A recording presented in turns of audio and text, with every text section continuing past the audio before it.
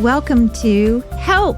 I Have Kids. I'm your host, Pam Marshall, a mom of 5 and a pediatric occupational therapist with over 35 years experience. This podcast is designed to equip you with practical tools, insights from experts, and real-life stories. Because at the end of the day, you are the head of your child's care team. Each week, you'll hear from pediatric experts and fellow moms like you that will help build your confidence. They'll offer clarity and empower you to make informed decisions that work for your whole family.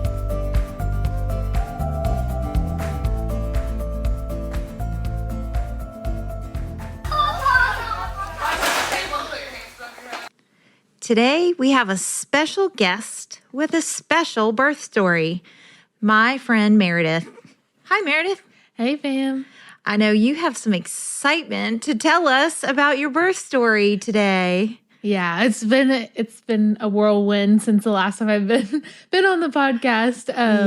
Last time we were just talking about before you were pregnant and you were anticipating and thinking you had a long time before you were actually going to become a mother at that point. Yeah, little did I know it was like the month later. Little did you know, surprises happen.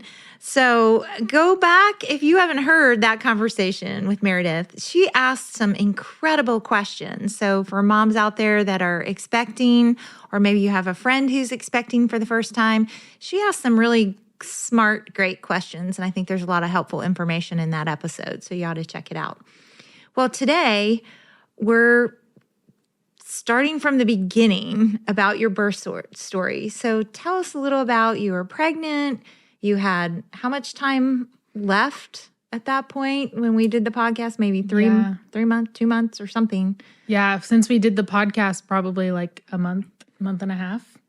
Yeah. Before, yeah. So, but what happened? Tell us the story. So we'll go back to, whenever I was pregnant, we, at the 20-week scan, we found out that she had a complication. And, that's always hard to hear, but it was. I'm sure that was scary. It was frightening. Yeah. Something's wrong and you didn't expect it and you get this news and you're shocked. I mean, and even back to like the podcast, I was listening to it before we got on here just to refresh myself on what we talked about. And we were just talking about how you have no control. You have no control at all. And in that moment, I wasn't going to talk about the complication in the last podcast, but now that's kind of come to fruition, I can open up a little bit more about it now. But so we found out the complication and it was frightening. But, so we went on with pregnancy and it was just the feeling of not being in control at all. Yeah. Me and my husband both were just, I didn't do anything for it to happen, for that to happen. I kept asking my doctors, did I do anything? Did I eat something at that time? Did I could I have done something? They were like, no, it's just completely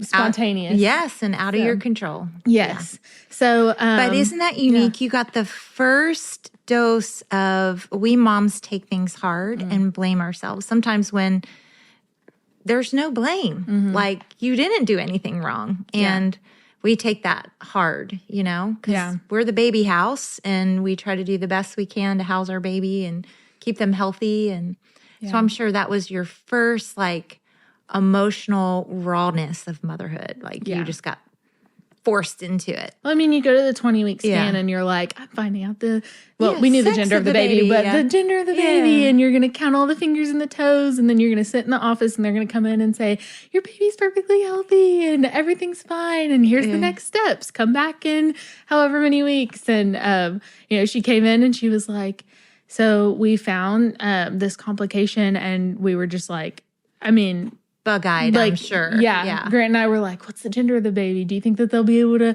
tell the size? And, we didn't even have in our mind, could there be a complication? I don't know why. Right. Probably because we were first-time parents and just new to this. I don't know. Yeah. But, so then on down, I had weekly appointments with the... I was going to say, that was a shocker, too, is how to all of a sudden get to these many, many, many appointments you had to go to. Yeah. And specialists and just all of that.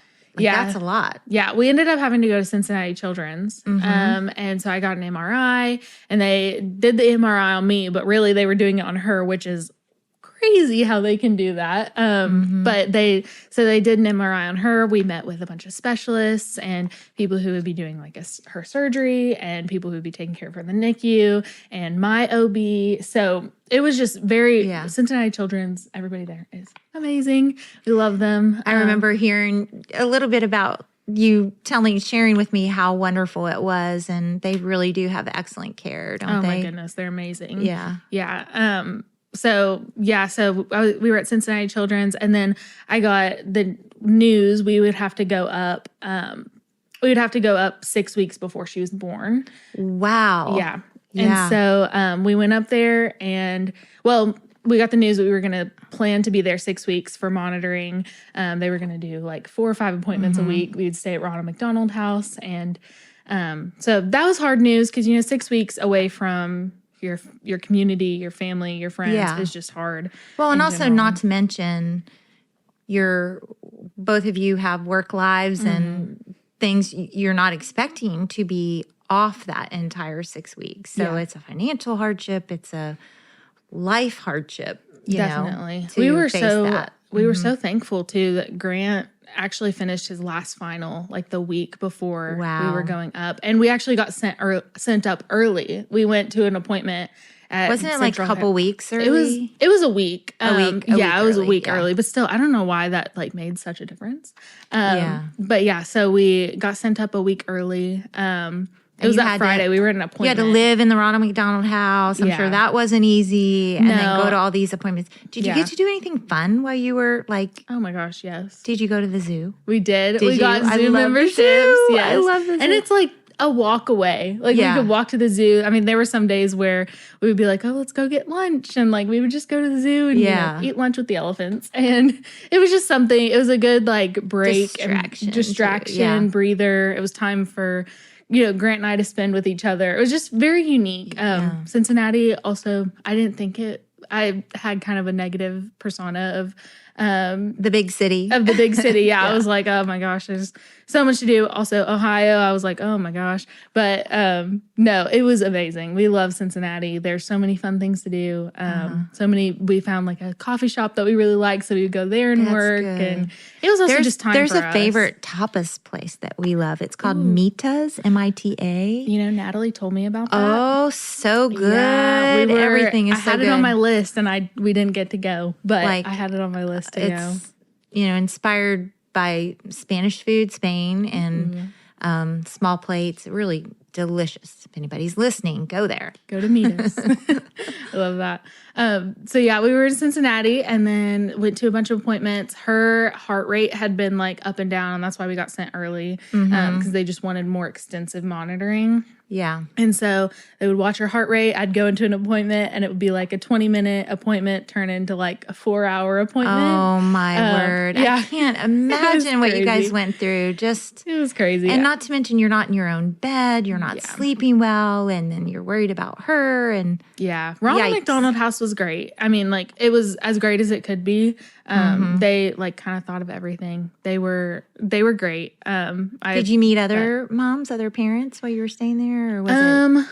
I didn't. I should have reached out a lot more than I did. But I did. We were supposed to start like a mom's group that I was really excited about. But then little Miss came early before I even started the mom's group. So, how did you know? How did you know she was coming early? Like, what happened? Yeah. What were the signs? Well, moral of the story, I haven't even said the story yet, but moral of the story, do your kick counts. If you have a baby, do your kick counts. Because so you were counting how many times you felt her kick. Yes. So we were in a Ronald McDonald House. It's 10 o'clock at night. We had had a full day. I had an MRI actually at 6 a.m. that morning. Oh my We had met with all the team. We had talked about her surgery plan. And then the doctor looked at us and was like, there's no way that she is not going to make it to 39 weeks. And we were like, oh, amazing. That's like such a relief. Yeah, I know. And so that was like still how many weeks away at that point? So how many? It would have been 8. So you were 8 weeks away from what they were sure she was going to make it to 39 weeks. Yeah. Oh, my word. She was like, they were like, there's no way. And we were like, oh, phew. So we said, let's go to the zoo and hang out and like release from the day. We'll just go to the zoo and hang out. And then we got back to Ronald McDonald House. We had dinner. And then I was like, okay, I'll do my kick counts. And so I laid on my side. I wasn't feeling her. I laid on my other side. Wasn't feeling her. Drank some water. Wasn't feeling her. Used the bathroom. Sat down. Played music. Like, did everything. And I was like, I'm just not feeling her. And they told us to go in as, like, if we needed to go in or, like, just even if we're just feeling weird, like, just go in. And so we were like, we're just a walk away. Let's just walk in. And we walked to triage. And I remember they, like, got me hooked up. And for, like, 45 minutes, they were monitoring me. And we had been doing this a few times. Like, there was a lot of times where I just went in because I wasn't feeling right. And it was fine. They did monitoring for an hour and it was fine. But they did it for me this time. And we were like, we're just going to go into check. We'll come back. It's whatever. Yeah. And then they were like, you know, her heart rate is dropping and it's not coming back up like it usually does. Mm-hmm. It usually drops and comes back up. And it was because of the cord compression. That's but yeah, so her heart rate was dropping. Like if their cord is laying on the top of their head as they're moving down the canal, you know, getting in position, it presses on that. Yeah. And so that was because there was fluid in her stomach that was compressing the cord and it was making her heart rate drop. But this time her heart rate was dropping and staying for a little bit and then it would come back up and drop and stay. And were you aware of that or they just had to explain that? They had to tell you. Like, you didn't see it on the monitor happening? Or we kind of looked at things and we were like, it looks a little different, but, like, one of the nurses was even like, it's not Eleanor's birthday today. It's okay. Because I was feeling a little bit like, a little worried. You had a mom intuition. Yeah. Like, it's crazy. Can you imagine if you didn't follow your intuition? I know. I think about scary. That a lot. Yeah, it was wild. Yeah. So proud of you. Followed your gut. Do your kick counts. Yeah. Yes. But so then the laborist came in and she was like, you're having your baby today. And then I hear like all the nurses back there saying like, prep her. And I was like, I don't think I'm ready. I was like, I'm not ready. And they were like, no, you have to be ready. And the nurse was like, you doing this asleep or awake? Because we got to go. And so I was a little bit of an anxious mess, but I feel like that's to be expected. I keep telling myself. Well, that was a shocking situation. Yeah, it was a lot.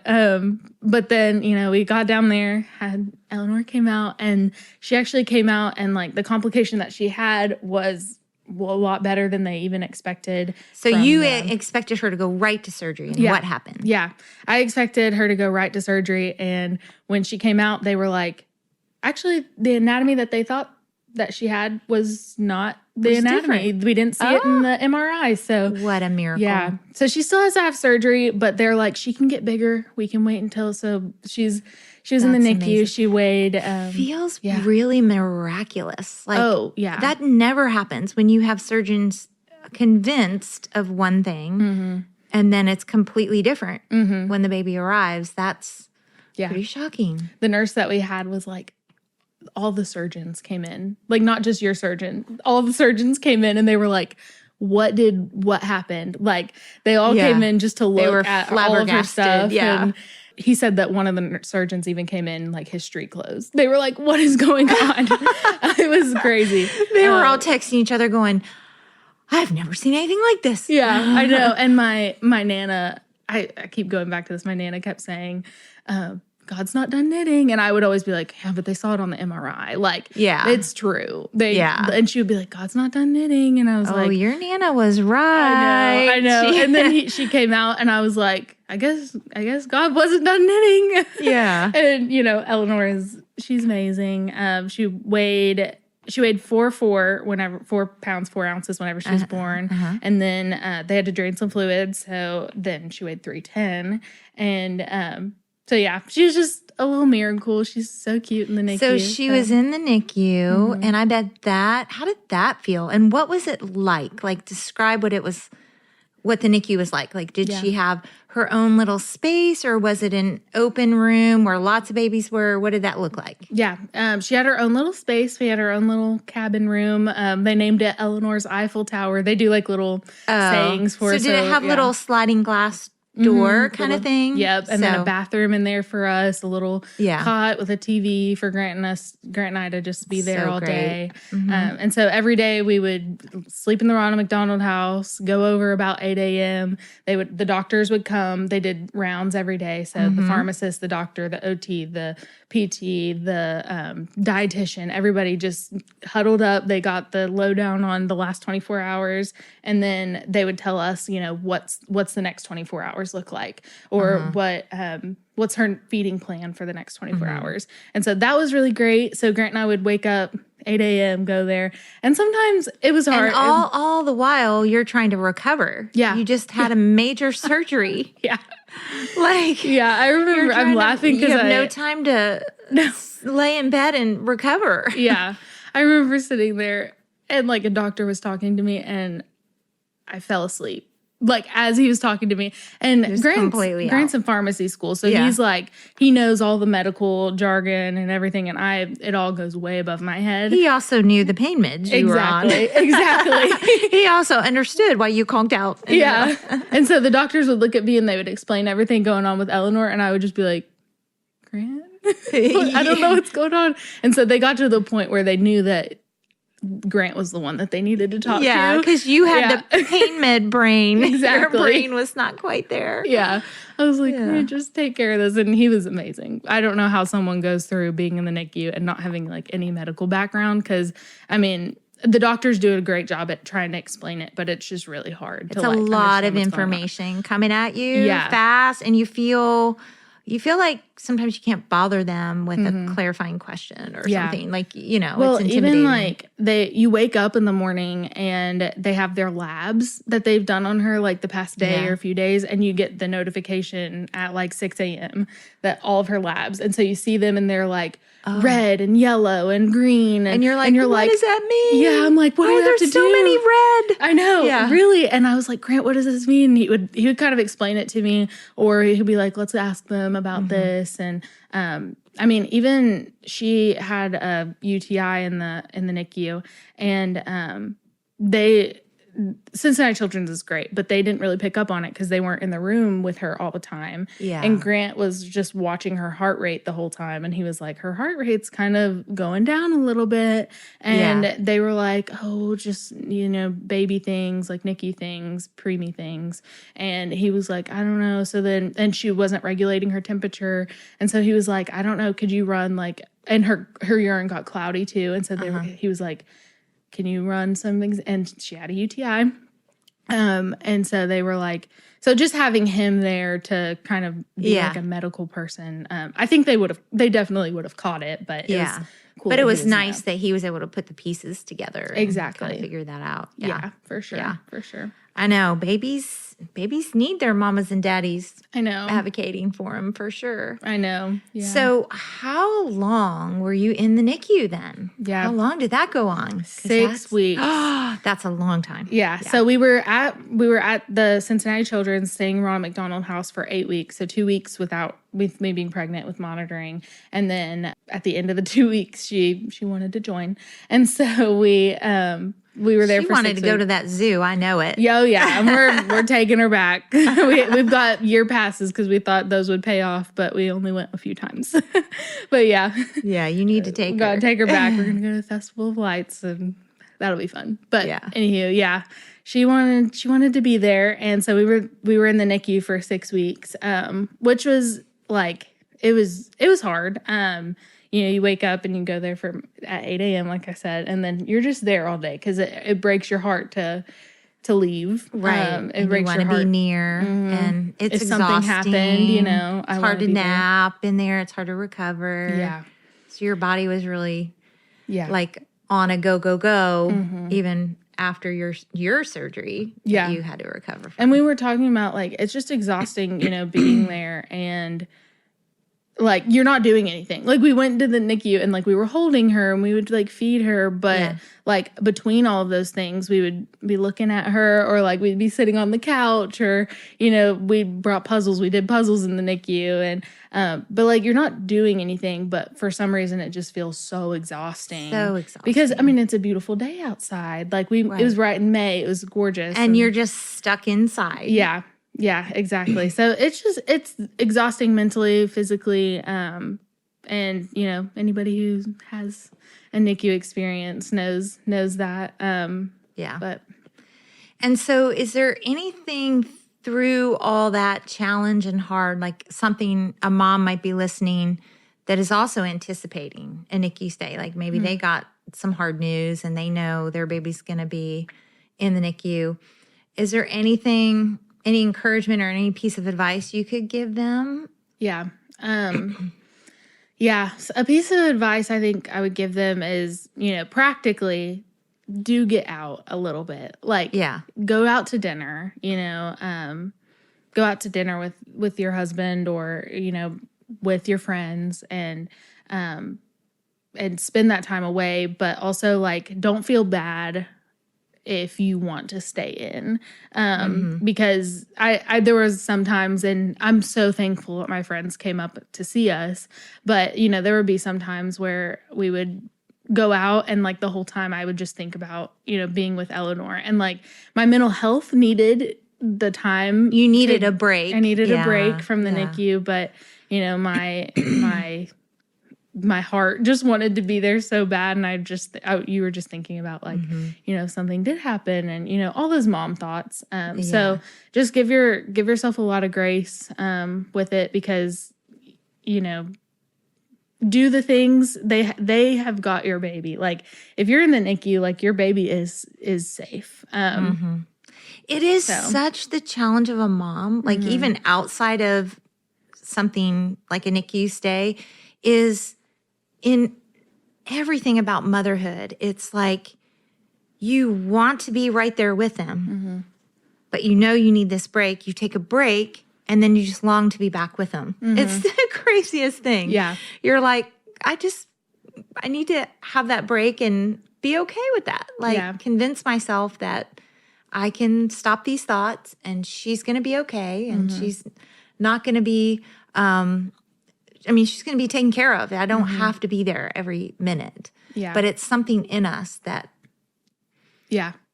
And I would also say, get to know your nurses. That's a good. Like, ask them questions about their personal life. Yeah.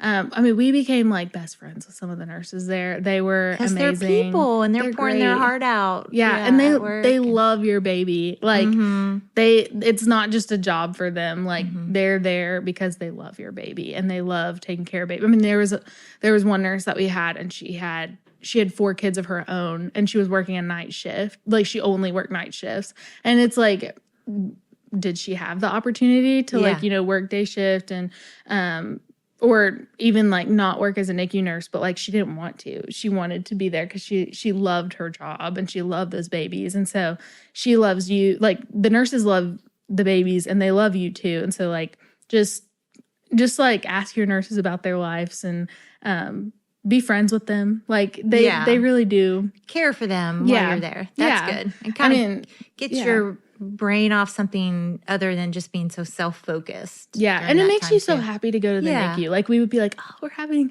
you know, Lena we're so excited. And it was just great to know, like, who was taking care of your baby too. So that's some really great tips for somebody listening that might be, you know, anticipating having to stay in the hospital or in a NICU for a while.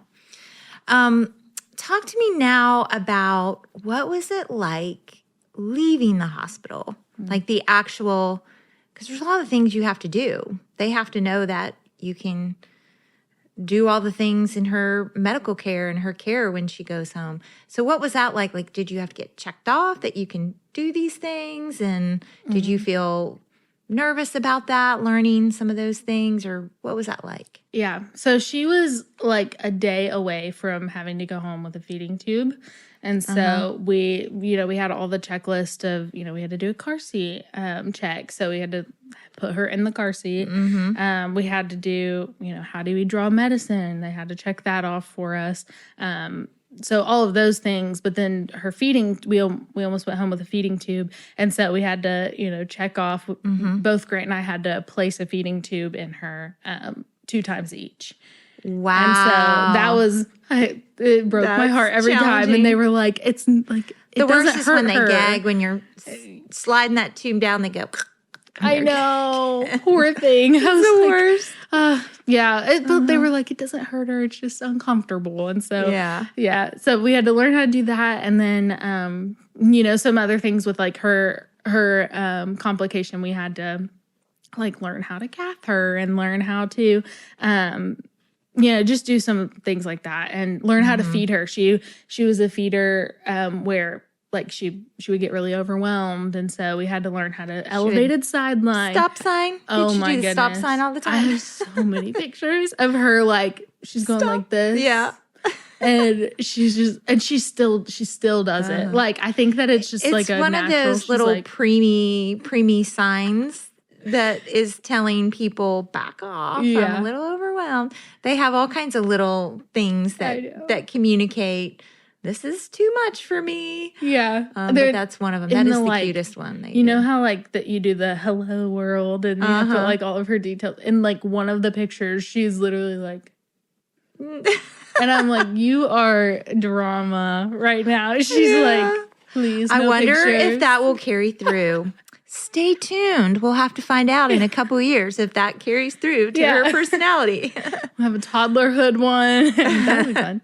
Terrible twos. Yeah, she's still got the sass. Oh, yeah. I bet got she the drama. Will. I bet she will.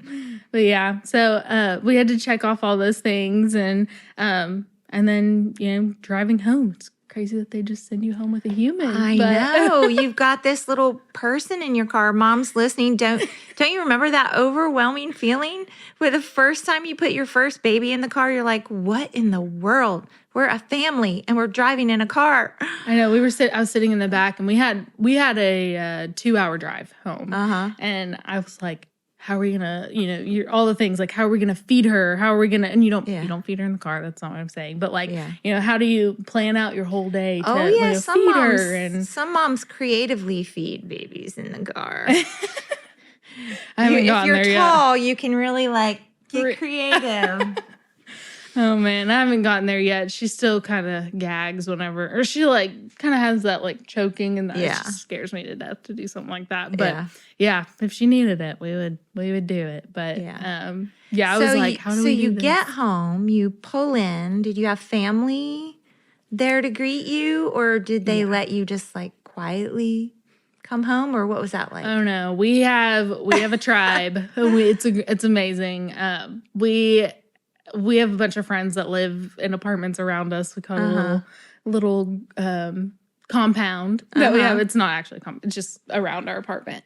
But they were there. They were cleaning our apartment. They were making everything look like home. They had dinner for us. I mean, it was over the top. Like we had friends like, reorganizing our clothes to make sure they all looked so nice whenever we came home, because we had to leave on a whim. You left in like the middle of the night. Just gotta go. We didn't have to have time to clean out our drawers or make sure her nursery is set up. Usually you're getting ready for everything. Exactly. And so we didn't have time to do any of that stuff, but our friends just went over to our apartment. We gave them all keys, and they would do stuff in the nursery for us, and they just made our home feel like home whenever we got home. How sweet that you got home to that. So you got in the door. Was your mom there?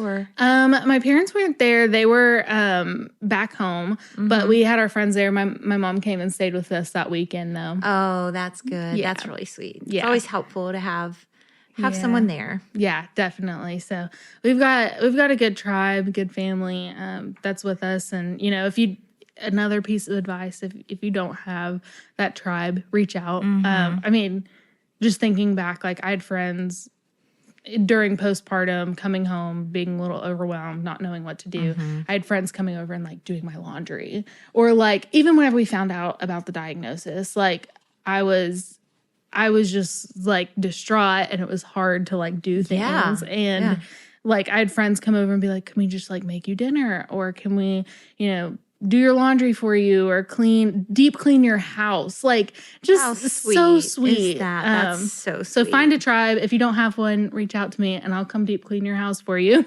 Do your laundry for you while you're pregnant or something.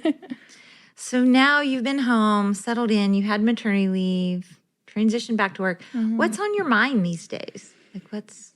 Probably that she changes every day. So I just feel like every single day my mind is transitioning into, what's new today? What is she doing today? What sounds? I always mourned when they stopped doing the cute little sounds they were doing, and now they're on to the next stage, and you're like, what happened to the other sound? Yeah, she like kind of does these little like little noises. They're so cute. She's starting to smile, and like if you smile at her, she'll smile back now. And she loves the mornings, and so in the morning you'll wake up and she'll just look at you and grin. And she loves her dad in the morning, so we'll put her in the middle of us in the mornings just to be together. And she'll like look up at her dad. That's some of the sweetest time. It's first thing in the morning when you're still, and you all can like snuggle in bed and kind of be together. And that's true all throughout their little bitty childhood when they're young. Yeah. It's some of the sweetest moments. It is. Yeah. It is. I remember whenever we first came home, we had her in the middle of us, and like for like hours we would just sit there and stare at her. And we were like, she's just so perfect and beautiful. And we were just, what is she gonna do now? And she's just, preemie baby, and she's not really doing much. She's just laying there, and we're like, you're pretty much just enamored with this gift that was just given you, right? Yeah, so it's enamored. Amazing. So do you have any questions or wondering thoughts, like what do you do now? Now she's home, now you're full-blown mom. You got through all the hard stuff, like she started eating and nursing and taking a bottle and those things. You're working on that. But what are you right now we're in the thick of sleep training. And so right now we're trying. I work from home on Tuesday through Friday. And so getting her on a good rhythm is helpful for me to like plan meetings and to plan like good intentional work time. And, she'll like be awake, and, you're like, go to sleep. And so, and it's hard too, cause like you don't want, I haven't wanted her to like cry it out. It breaks my heart. I don't have the heart for it right now. But like if she is in her crib, I like want her to be safe in there. Yeah, you do. So, well, to help you with me, I could never do the cry it out thing either, but my husband could. So, and you have to decide together, like when is the right time. She was a preemie, she's still pretty young, but for us, it was when our kids were around that 3-4 month, like they were closer to like 4 months. And so obviously your baby's not quite there yet. She's not quite at 4 months adjusted. Yeah. And so I couldn't do it, but he could. And it only took 3 nights. Really? 3 nights. That's it. What'd you do? Every kid we had to sleep train. Literally you just, it's kind of the typical thing you read. I'm sure there's books out there. There's all kinds of help for you to read. How do you sleep train your child? And I did have a lengthy discussion with my pediatrician at the time about it. And he was very encouraging about it and talking about the importance of sleep and how, everybody has to decide this for yourself, because some people believe they just need to get their baby and feed them and, whatever. So for us, we knew at least 7 or 8 hours should be good sleep. We felt like the baby needed it. I needed it. And so he would just put the baby down do his normal routine, bedtime routine. We had a boy first, so that's why I said he. And then walk away, they go to sleep. When he would wake up, he'd be the one to go in, and he wouldn't pick him up. He would just have his voice and his touch. At first he would like pat his bottom and say, "It's okay, buddy, go back to sleep," and talk to him, kind of soothe him. Walk back out, wait. And he would do a certain amount of time. Like if he started with 3 minutes or 4 minutes, everybody recommends something different, but he would do a certain amount of time, have a timer on, go back in, do the same thing, go out, and keep repeating that until eventually they fall asleep. Yeah. So like the first night's pretty rough. It could be like 2 hours on and off of this. The next night, it's like 45 minutes. The next night, it's like 5 or 10 minutes. I don't know. That was our experience. We had the first 4, we had to sleep train. Yeah. And it worked like that, every one of them. And the 5th one just slept through the night. We had a gift. Oh, that's amazing. We just had a present, a big present. Yeah. The child just slept through the night. That's awesome.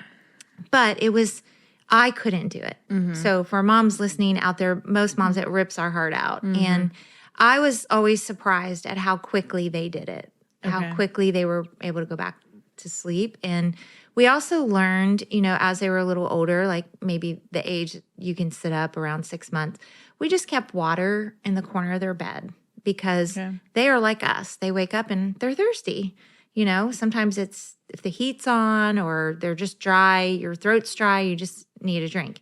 And sometimes they just need a sip of water. And most people don't think about that. They think, they think more about feeding them a bottle or whatever, when maybe they don't need a bottle really in the middle of the night, but maybe they need a sip of water. So we would just keep like a, sippy cup with like half full or something of water. And we did that the whole time they were toddler, all the way till they didn't need anymore, or till they were in a regular bed, and just kept it on their nightstand. But we picked a corner of the bed, and it was always in the same corner. Okay. So they knew where to find it. Okay. And it just was like a pattern. We just put it in the corner. What did you do, like, whenever you were rocking them to sleep? Do you rock them until they're just drowsy to put them down, or do you rock them until like they're asleep where you drop their arm? When you sleep train, you don't actually pick them up. Okay. You keep them in bed, and you don't pick them up. That's the rule of it. Is at first he did the patting and the touch, so they knew Daddy's here, you're okay, reassuring them, but you don't pick them up. And that's the hard part. That's where I couldn't do that, because I would have melted and just picked them up. So he was able to do it. And sometimes it was hard for me. I had to make sure I was far enough away from the baby because if I did wake up in the night, I would just force myself to not walk out of my room, not be a part of it, not, let him take care of it. And again, I was just always shocked at how quickly it happens. Like most things with most children, most typically developing children, the hang up is really us, the parents. Yeah. If we take a pacifier away, if we do any transition thing, it's really harder on us than it is them. They're quicker to adapt to it. So when you get to the point where you feel like you're ready to sleep train, there's lots of good information out there. But I just want to encourage you and all the moms out there, it does work if you choose it. And if, but I get it. I couldn't do it. It had to be my husband.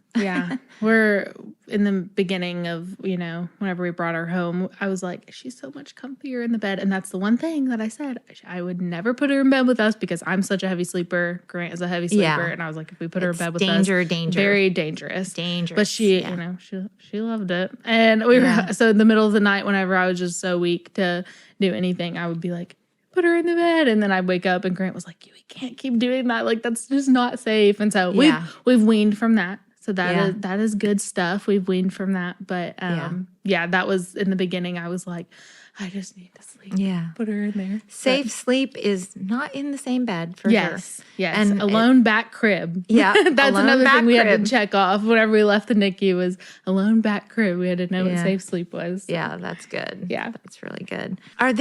Is there any question you have for me? Because those moms that are just tuning in that don't know my background, I've spent a lot of years as a pediatric occupational therapist, specialized on development, and actually was in the NICU. I was the OT in the NICU lots of years ago. So is there anything you wonder about or any questions you have? Yeah, I mean, one thing is just like where she's supposed to be developmentally. Like I do look up some things like what is she supposed to be doing, but sometimes again, like we talked about this in the other episode, like it's just so there's so much out there, like, and then at the end of what they say, they always say, and every baby's different, and I'm like, well, is my baby different than what you just said then? So it's like, and even being preemie, like, do I go based off of her adjusted age, or, you know, will she catch up and be like doing the 3-month things, you know? Yeah, she will. I mean, the goal is she's caught up by 12, 18 months. She's caught up because she wasn't extremely premature. She's not an extreme. 8 weeks, She was 8 weeks premature. So you would think definitely by 18 months, she would be totally caught up, but they're right in that every baby's on their own timeline for development. Development is sort of a general thing, but just remember they develop from head to toe, basically. So, you know, the first thing is working on head control. Is when you hold her, is she looking up and doing that head control? If you lay or slouch back, you know, on the couch, I'm going to do it right now, and you put them on your belly, can she pick her head up and look at you and talk to you? And so you just start with that. A lot of what I call is extension, where they're going against gravity. Like if she's laying on her tummy, can she pick her head up and turn it and look around? And then they get stronger and stronger and get up on their elbows, and they can get up on their elbows and look around, you know. So you're looking for those types of movement and development. And then eventually they'll start working on little wiggles, I call it, on their tummy, where they're kind of squirming around and wiggling a little bit and rolling. There's 2 ways to roll. You can roll from your tummy to your back and from your back to your belly. Well, back to belly is harder because it takes more rotation and more kind of force to get it done. But what happens that's why tummy time is so important. When you're on your tummy and you're learning to push up, eventually they push up. And a lot of it is with the eye gaze. When they're looking, it'll cause them to roll over and they'll flop over. And at first they do it sometimes surprising themselves, like accidentally. Yeah. And they're like startled, like, what did I just do? And then they figure it out and they can repeat it. When they're sleeping on their back, it's not likely they'll do that roll to their tummy first. Usually it's during playtime or tummy time, if you have tummy time. That's why tummy time is important, pushing up against gravity. So that's kind of where she's heading. And you just kind of do the things that promote that. And a lot of like her laying on your belly or getting down on the floor with her. You can also take a changing pad and put it on your counter or your table and have her do a little tummy time there, because your face can be more equal with her rather than on the floor. You know, it's kind of awkward on the floor because it's hard to get that low, like where they are. But if you're up and she's right in front of you, you're not going to let her roll off anything. Yeah. She's just on I call it a sloped little changing pad, one of those sloped kind. I would always take it and just put it like on the table or the kitchen counter. And then you can get eye to eye and you can spend more time interacting. It's a little easier.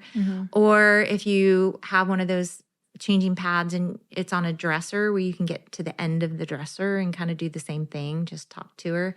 Nice. That's always nice. She's doing this funny thing right now where like we hold her arms and she'll like stand up, she'll like press with her feet, and she loves standing, and so she'll like, I'll sit her down and she'll like sit there and wobble her head because she doesn't have really like head control right now. I mean, she has a little bit, she can hold it up. Well, I'll tell you don't want to promote a lot of standing right now, really? Especially with preemies have natural more extension or more desire to stand than they do, because preemie development, they're born before they got all smushed up, and babies come out, typically full-term babies have a lot of flexion, or they're bent up, their arms and their legs are been up. Well, she didn't start that way because she didn't have as long in the womb. And the things to caution about too much standing before she has head control or before she's working on trunk control is like their little feet can be in awkward positions. They can get in a pattern of just pushing, this pushing extension, which isn't great. Okay. And can cause like some muscle imbalance kind of stuff. So yeah, it's better to leave her sitting on your lap and hold her, you can lower your hands at first high for her to work on head control. Once she has it there, you can slowly move your hands down, her little body, where she's working more on that trunk control. And I was curious about that too, because I was like, she loves doing it. Like she'll sit there, she'll smile and loves like pressing, but I'm like, she hasn't even like crawled yet. Yeah. Or like, I mean, she'll like somewhat like she'll have her head up and on tummy time, but like she won't like, press up like you were saying. Right. She doesn't on do her that elbows. yet. She doesn't have like her chest up yet. And she's not really supposed to. So you just give her time, she'll learn how to do it. I have seen some babies end up with feet that are turned out because they spent a lot of time putting their feet in their parents' legs. Like they turn their toes out, like picture if I'm holding a baby right here and their little feet are that way. And because they pushed up and pushed up and pushed up with their little feet turned, their feet really are turned when they go to stand. I have seen that before. Yeah. Huh. Yeah. I didn't even think about that. Yeah. Okay. So you want to make sure, flat you feet, have them. Yeah. If she's not, like, you would put it flat on the furniture or flat on the ground if you were sitting on the floor with her or something like that. Yeah. Interesting. And you always want the feet to be flat, not tippy-toe. Okay. If they're tippy-toeing, you definitely don't want to be promoting that. Yeah. The tippy-toe. So, yeah. Interesting little tidbit. Is there anything like talking wise like that she should be doing or like just kind of let her kind of develop? Like your sounds, sometimes they'll go, ah, and you'll go, ah, and, just whatever sound she's making, you play that little game where you imitate her and sometimes they imitate you, and that's how they learn those consonants, the first ba, ba, da, da, all those little, is they listen to you and they watch you and really a lot of her age is interaction with your face, a lot of facial expressions and being silly and we don't smile back now. Yeah, and we don't always have to talk. Like sometimes we feel like we're talking. You don't always have to talk. Sometimes it's just the facial interaction back and forth, just the communication, the nonverbal communication that happens. She did this one thing the other day. I was like, Eleanor, do you want to go to Starbucks? And I was like, Starbucks? And she went, and she did it back. Yeah. And then I was like, this is adorable. And then I did this one thing. I was like, ah, ha, ha. And she went, and like, throw her head back with her. They start to imitate you. It's amazing how that happens. Yeah. Precious. I love it. They're all the little things that she does. I'm like, you couldn't do anything wrong. You just cried, but I forgot about it. You're too cute. They're just precious. So have you had any really bad blowouts yet? Not really bad, honestly. That's good. There has been one where her little diaper slips off sometimes. Her little booty's flat. So her diaper booty will like it'll scooch down. So in the middle of the night, whenever I have her like in those nightgowns, I'll pick her up and just everywhere. Like, your diaper fell down to the bottom. I call those you just gotta bathe them. There's no way to clean that up. You just gotta stick them in the bath. Get them some water. Or like while you're changing them. The other day I was changing her on our bed. Big no.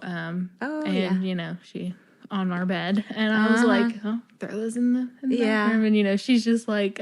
The worst is when you have stuff like that happens, and then it takes you hours to clean up. I'm like, I just washed my sheets yesterday. Yeah. Wait till you have a newly potty trained child pee in their car seat. That's great fun. Because if you have cloth seats in your car, that's really bad. But because then you got the cloth seat in the car, and then you've got the whole car seat you got to take apart, and you got to dry it, and it's hours of work for one little thing. I was listening to this thing called elimination communication. Have you heard of it? No. They're teaching like infants, like 3-week-olds, how to use the potty. And it's like a way that I didn't know it was called that, but I have heard of that. And there's cultures that put their babies on the potty. Yeah. Right away. Yeah. And they like call, they say like the diaper industry is like, has come up with diapers and all that, It's all a money scheme. But stop and think about it for a minute. You all think about this.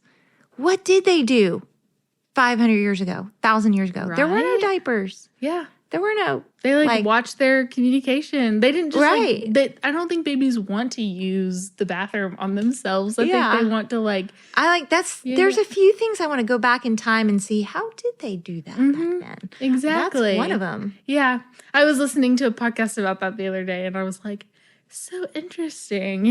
Maybe not with Eleanor, but maybe my next baby, I'm going to try this. Yeah. I don't know. Maybe. I think I'd have to have a bunch of people doing it with me. There are cultures that do it and it's successful. I mean, I don't know a lot about it other than, what I've read, but I do know many, many times kids are ready for potty training earlier than we in America. When do you think we approach? They are. I think there's a lot of kids that are ready, around 18 months, 16, 18 months. Yeah. Even 14 months beginning to show readiness and talk about it. And we had 2 of our kids. I mean, we did not force them. But we just listened to them and talked about it and gave them the opportunity to try it. And both of our girls were fully done by the time they were probably 20 months. Oh my goodness. Yeah. That's impressive. Big girl panties and all. Wow. Yeah. But, and the boys were a little later, like 2 years, 2 months, around that age. Yeah.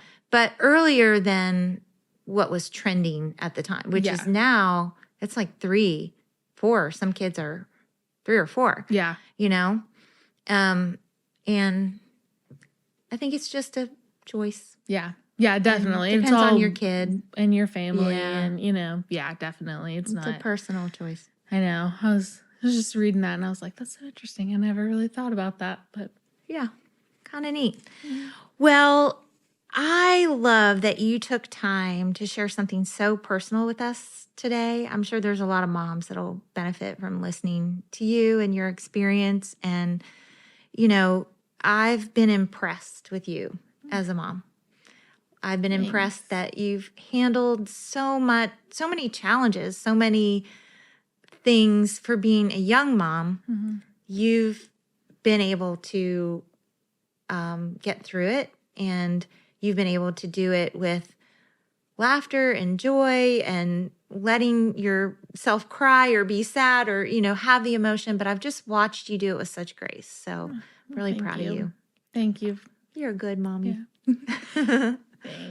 Thanks for listening to us today. Yeah, this is so much fun to be on this podcast and talk about this experience. I hope it inspires someone maybe in the same situation or maybe not in the same situation and they just need, someone to talk to about, baby stuff. So it's good. If you do, I don't know all the baby things because I'm only 3 months into this, but, I'd love to talk to you about the experience or, again, if you need someone to come, deep clean your house or like do your laundry because you're just overwhelmed with pregnancy or with a newborn, please let me know. Like I will because a lot of people did it for me. So you returned the favor. Yeah. Yeah, it's one of the greatest joys being a mom, isn't it? It is. It's amazing. And welcome to the Mom Club. I love it. Thanks a lot for being with us today. Thanks, fam. Thanks so much for listening to Help, I Have Kids. If you're tuning into this podcast, that means you're a mom who's curious, committed, and ready to learn. And we see you. We'd love for you to join our Help, I Have Kids Facebook community where moms just like you are connecting, asking questions, and encouraging each other every day. It's a space for real conversations, expert insight, and support from moms who get it, because we're all in this together. And if you know a mom who's feeling unsure or maybe overwhelmed or just needs to be reminded that she can do it, she can advocate for her child with confidence, share this episode with her. We're building a village here, and we're glad you're a part of it.